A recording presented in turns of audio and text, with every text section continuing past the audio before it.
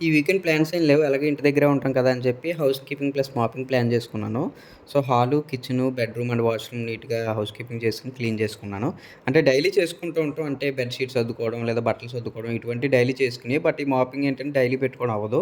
So, ఏంటంటే weekly once plan చేసుకోవాలి. In case అది కూడా అవ్వట్లేదంటే 2 వారాలకోసారి ఖచ్చితంగా చేసుకోవాలి.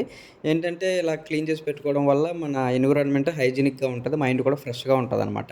సో, మీరు ఏదైనా యాక్టివిటీ చేసుకోవాలన్నా, లేదంటే ఏదైనా లెర్న్ చేయాలన్నా మైండ్ కొంచెం సహకరిస్తది. అదే ఎక్కడియి అక్కడ ఉంచేస్తే చిందరవందరగా ఉందనుకోండి, డల్‌గా ఉండి మైండ్ కూడా సహకరించదు.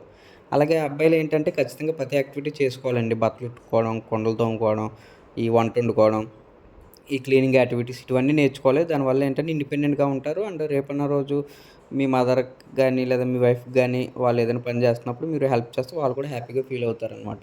సో, ఖచ్చితంగా నేర్చుకోండి. Thanks for watching.